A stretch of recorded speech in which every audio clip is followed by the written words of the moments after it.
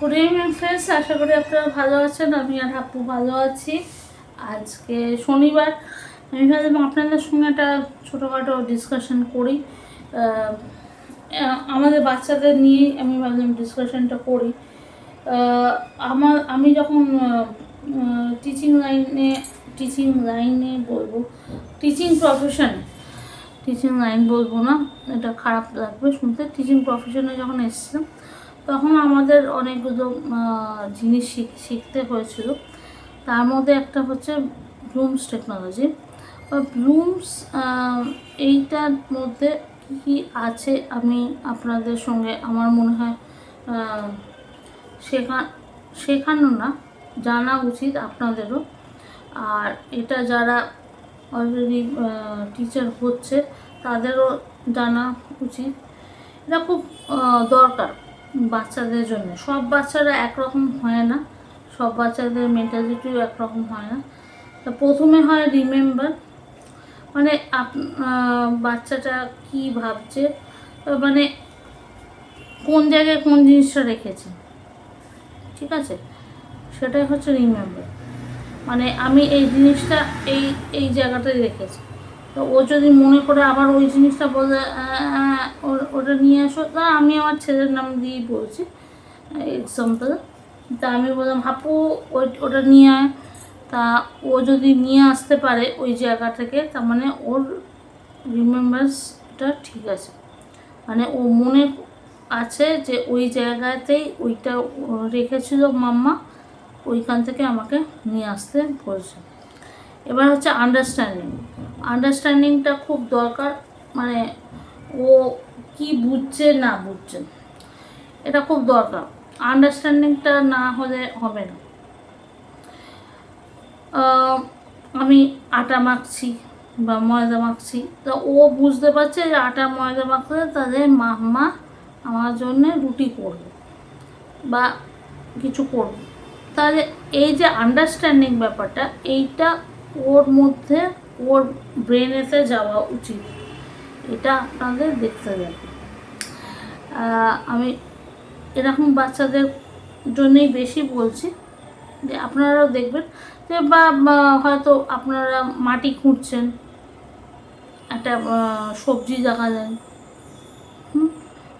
খুব ভালো সবজি লাগালেন, গাছ লাগাচ্ছেন, ওকেও বলবেন এই যে দেখ মাটি খুঁড়ে আমরা একটা সবজি লাগাচ্ছি বা একটা গাছ লাগাচ্ছি।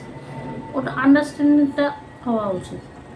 এরপরে হচ্ছে অ্যাপ্লাই হচ্ছে অ্যাপ্লিকেশনস, মানে ও কীভাবে অ্যাপ্লিকেশনস করছে, ও কীভাবে নিজের জিনিসগুলো লোকের সঙ্গে অ্যাপ্লাই করছে, সেটা খুব দরকার।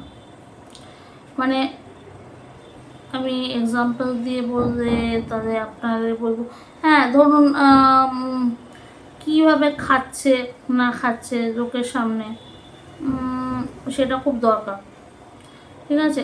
হাত দিয়ে খাচ্ছে না স্পুন দিয়ে খাচ্ছে না ফর্ক দিয়ে খাচ্ছে, দ্যাট ইজ দ্য অ্যাপ্লিকেশনস। ও কীভাবে কী শিখছে সেটা আপনাদের শেখাতে লাগবে। আমিও শেখাই আমার ছেলেকে।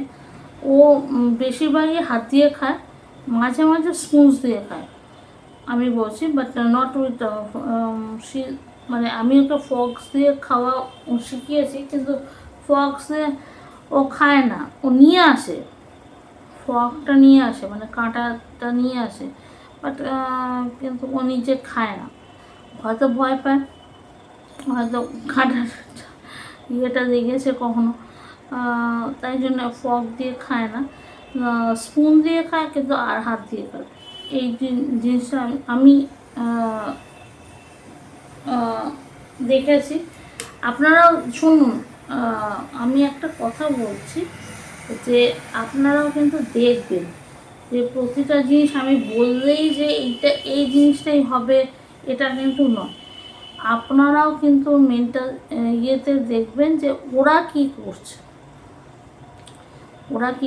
কতক্ষণ কি করছে না করছে সেটা আপনাদের দেখতে হবে। আচ্ছা, এরপরে হচ্ছে ইভ্যালুয়েশন। আমি অ্যানালাইজিংটা আমি আপনাকে বলি, অ্যানালাইজিং তো আমি বললামই। অ্যানালাইজ একটা বক্স খোলা, ইয়ে করা, সব কিছুই ও শিখে যাবে।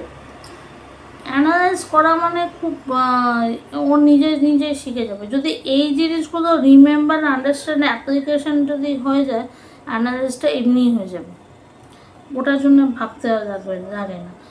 ও কী করে বক্স ওপেন করতে হয়, কী করতে হয়, ও সব নিজে শিখে যাবে।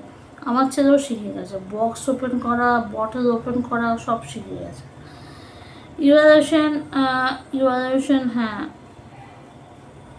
বিশাল বড় বড় ইভালুয়েশন। মানে আপনি প্রথম কথা হচ্ছে, ও নিজের জামার বাটনটা কি নিজে লাগাতে পারছে? আমার ছেলে পারে না। যদি আপনার ছেলে পারে খুব ভালো, আমার ছেলে পারে না। ও জামার বাটনটা খুলে জামাটা খুলতে পারছে, কিন্তু জামার বাটনটা লাগাতে পারে না। So that's the evaluation.